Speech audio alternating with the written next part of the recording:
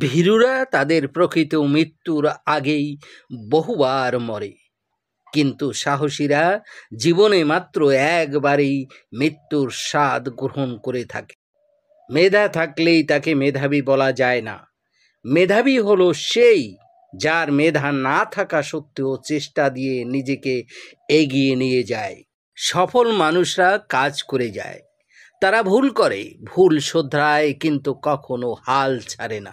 সাফল্যের মূল মন্ত্র হলো, যা আমরা ভয় পাই তার উপর নয়, বরং আমরা যা চাই তার উপর আমাদের চেতন মনকে কেন্দ্রীভূত করা।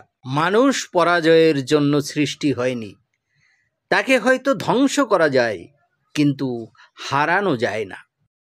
নিজেকে কখনো ছোট করে দেখো না, তাহলে তোমার নিজের আত্মাই মরে যাবে।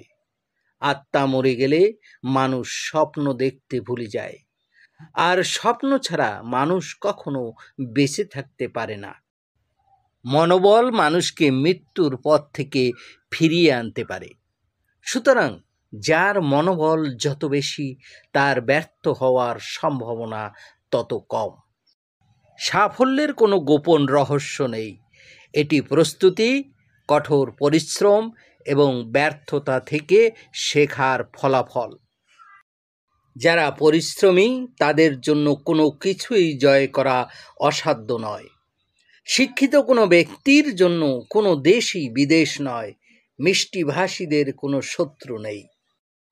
আপনি যদি গরিব হয়ে জন্ম নেন তাহলে এটা আপনার দোষ নয়, কিন্তু যদি গরিব থেকেই মারা যান তবে সেটা আপনার দোষ।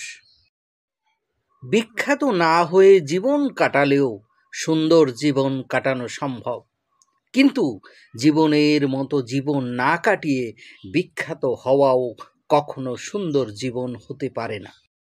যদি ভালো কিছু করতে না পারো তবে ছোট ছোট কাজগুলো খুব ভালো করে করো।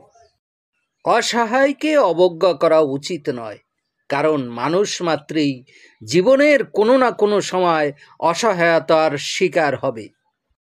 সুখ কখনো সম্পত্তি বা অর্থের উপর নির্ভর করে না।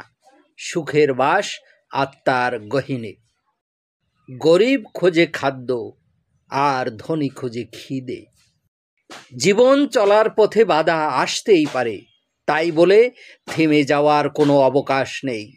যেখানে বাধা আসবে সেখান থেকেই আবার শুরু করতে হবে।